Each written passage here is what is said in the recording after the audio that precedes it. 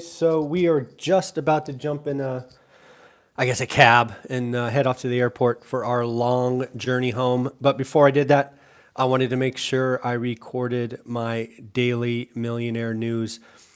This is really intended to be for your Tuesday morning. I realize it's Monday afternoon, but hey, I'm about to be out of pocket for like 15 hours or something crazy. So I thought I would do this for you here because I am not sure what kind of shape I will be in when we land in San Francisco.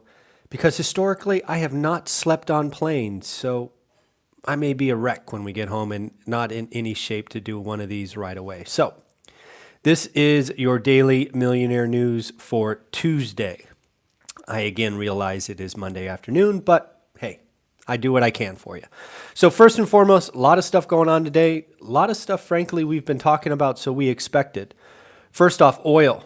I've been talking about oil for 3 or 4 days now. Called it out in yesterday's video, which is this morning's video. And it did what I expected. It dropped. Thank you, Josh. I appreciate that. It dropped below a number that is often tracked, 50. So expect OPEC to meet, expect OPEC to cut production. They're going to do whatever they can do to not have the world awash in oil, which is just frankly a good business decision. And the other thing we should take from this is what's going on in the world right now. So should we buy? I don't know. Don't listen to me about commodities. I own a little bit of gold and silver, zero oil, never owned oil. Not the right person to ask. I'm sorry. I don't want to make a recommendation on something I have no idea about. But where I was going with this is you could sort of see this coming. But the bigger question is oil the first thing, right? Are there going to be other commodities that are what they call force majeure, which basically means outside forces came in and contracts are null and void, and you can get out of them, right? What else is going to happen? Because much of China is shut down. Much of Asia is nervous and things are being delayed. I mean, how bad does it have to be for you to delay school starting by 2 weeks? There's some nervous folks out there. So pretty interesting. The other thing that's become painfully clear is the cruise industry is in trouble. I don't know if you're following this, but there was a ship in Italy, I think, last week that was closed or ported or whatever they call it because somebody it turned out to be the basic flu. There's another one in Japan now where a past guest got sick, and now they're quarantining the boat to make sure there's nothing left over. There's going to be a lot less people taking cruises for obvious reasons at this point, right? You're essentially stuck with thousands of your favorite friends that you don't even know anything about. So, I don't think you can get me on a cruise ship for the next couple of months for sure. And I like to cruise. We've done, 13 to 15 of them. So I'm a fan. But I'm not a fan of being stuck with 3,000 people not going anywhere. That's for damn sure. So cruising is going to be in trouble. Might be a stock I would short or something. If they haven't already fallen. I have no idea, actually. I don't look. But that's the things you have to be asking ourselves is, are all these little dominoes falling really a sign of, I don't know what you want to call it, a recession, a global recession? As far as the cases in the U.S., I think there's 11 now, which again is not a huge number. No one is, near as I can tell, really sick, but it's 11, right? When I got here, it was 0.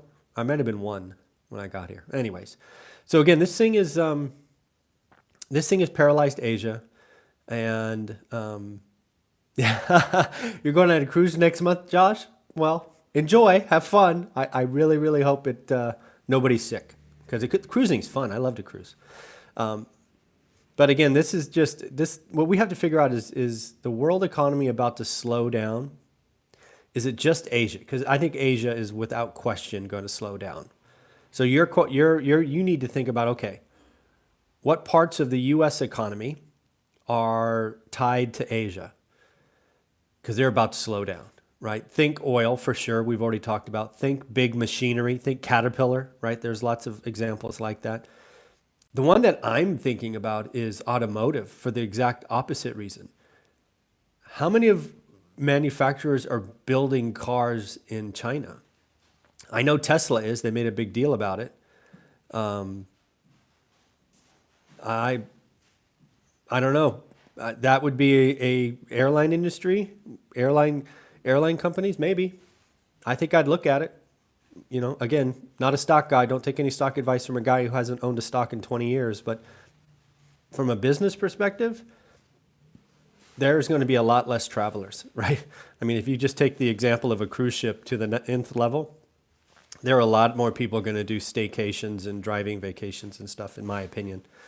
Certainly in Asia, man. It'll be interesting to see the airport today, actually, to see if it's just a hive of activity or if it's like less people. So it'll be interesting. But back to where I was trying to get to is we got to figure out if the economy slowing down is just going to be Asia driven, or is it China driven, Asia driven, or world driven? Because China is the second largest economy.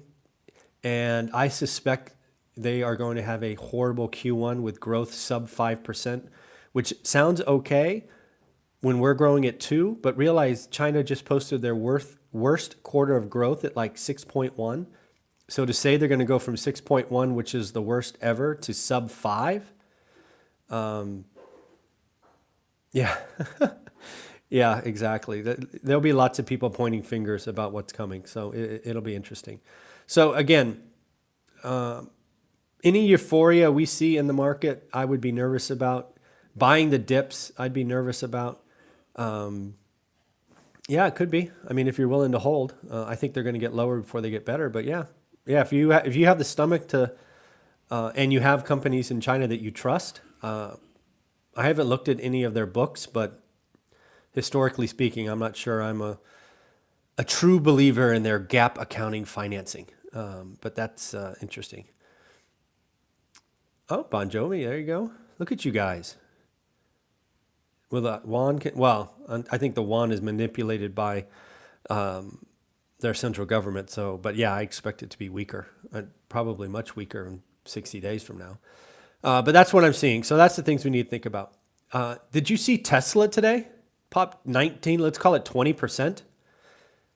Come on, that's not normal. What did Tesla do over the weekend that made it worth 20% more? Some analysts came out and raised their earnings from 5 something to 8 something. That had to be a short squeeze. That just had to be. That's not normal. That's what drives me insane about stocks. One day they're worth X, the next day they're worth, in this case, 1.2X. 2 months from now they could be worth 0.5X. Thank God I'm not in the stock market. It'd drive me crazy. I like more stable ups and downs. So again, congrats if you own Tesla.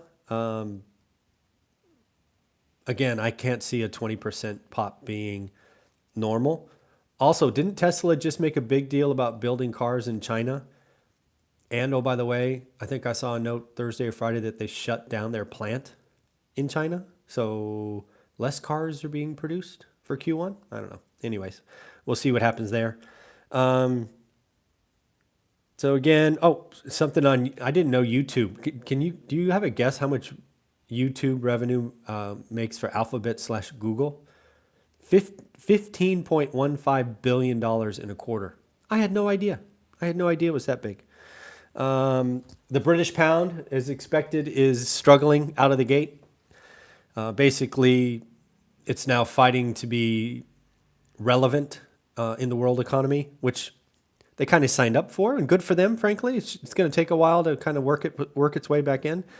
Right now, they're fighting with the EU. Not fighting. They're negotiating with the EU about a trade agreement.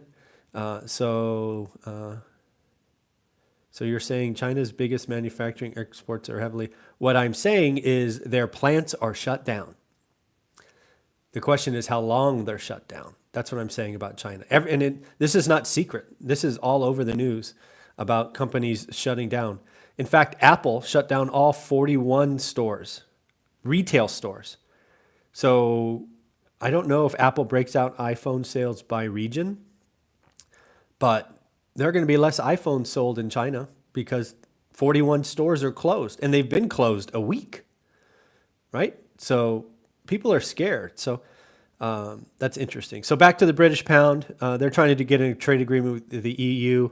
The EU is obviously upset, probably. Hey, you left us. Why are you coming back here? They're going to be, they're going to act appropriately, I guess, in their case. So we'll see what happens there. But again, the UK, Brexit happened. They're on their own. They are going to be building up their currency and trade agreements. So I wish them all the best. Stand on your own. So good for you. Have fun. Back to something in the U.S. It looks like we're quarantining people for the first time. I've never heard of this. And again, I heard it was been 50 years, so not quite 50. So never happened in my lifetime. American travelers and people with American passports that are coming back from a particular region in China are being quarantined for 14 days. That's a big deal. And every time I hear some talking head on TV talk about it's no big deal, I'm thinking about Lehman Brothers. Do you guys remember what happened with Lehman Brothers and the Fed industry when the Fed governors and the Treasury and all these people came out saying, no big deal, we got it covered, we're the masters of the universe. And then like 10 days later, Lehman collapsed and the world was in chaos. It kind of feels like that. They keep trumpeting out these people saying, no big deal, no big deal, no big deal. And I'm like, well, then why are we quarantining people and why are we doing this and why are we doing that? I don't see the actions matching the words, but maybe I'm a jaded person. So let me know what you think. Love to hear what you have to say. And then the last thing, did you see the Chinese central bank, what they did today? They just interjected $1.2 trillion into the economy. I'll talk about their Chinese real estate in a minute. Did you see that? The Chinese government, $1.2 trillion into the market, and they cut short-term rates. But here's the problem. All of that is monetary, right? The Fed around the world, including the US, has been trained when there's an economic hiccup, cut rates, interject money. Problem solved, right? I don't see that having any impact on what's going on because the Fed doing this, it's interjecting currency to get the system flowing again, but China stopped. People are staying indoors. There's no transactions happening. Nobody's going out to buy food and water and gas, let alone real estate. So I don't think it's a currency problem. I don't think it's a monetary problem. Think about this. If Texas or California, yeah, China is doing the US move, but to the wrong problem, in my opinion. If Texas or California, two big states, if everyone in that state stayed indoors for 2 weeks and did nothing except watch TV, what would happen to the US economy? That's essentially what's happening in China, except it's probably like the West Coast is shut down. And I don't think the Fed going negative would have any effect. People are scared. So it's definitely something we need to watch out for. The biggest question of all is, does this China slowdown, which is unquestionable at this point, affect all of Asia, which is probably yes. But the big question is, does this roll to a worldwide recession? It could be that bad. You got it, Jason. So back to the Chinese real estate. Again, I'm in Taiwan, so to say that I've seen China's real estate today would be inaccurate. I have seen Chinese real estate in past trips. And, overall, I can't speak to the China market. The Taiwan market is solid. It's very expensive here. People have a ownership bias. I did look at some units to figure out cash on cash return, and they are negative. So not a good market to be a landlord in Taiwan, in my opinion. Very ownership bias, very expensive. We saw a couple of apartments that are, they do it in meters here. So it's probably like 900 square feet, maybe 950 for over $1 million, and nice stuff, really high in materials. They do their stuff well. But You couldn't rent. You can't get the 1% rule or anything like that here. So again, don't know the China real estate market. The Taiwan real estate market is, as near as I can tell, very healthy. And again, the people of Taiwan have a ownership bias, which is what they like. No, that's the thing I've been trying to play with. Is that question is exactly what I've been asking myself for 2 weeks now. Is anything like this ever happen? And I can't think in my nearly 50 years of any time a country of size has been. I struggle with the word using paralyzed. I think that's too much of an exaggeration, but they're essentially shut down. I mean, they started off by quarantining 11 million people, right? It's crazy. But when I say crazy, it's just in scale, it's crazy. It's probably the right thing to do. So this will have an impact on the global economy. The only question is, how much and for how long. But in the first step, the World Health Organization needs to help us get this under control because it's still spreading too fast. We need a cure, so we'll see. Depression? God, I don't think so. I think the world economy is too strong for that. And again, even if this went to pandemic, it's highly contagious. Again, this is all based on what I've read. I'm not a doctor, blah, blah, blah. It's highly contagious. That's the problem. It is contagious even though you don't have symptoms, which is bad because you're transmitting it to people you love and know without knowing it, which just probably makes you feel terrible. But the mortality rate is less than 1%.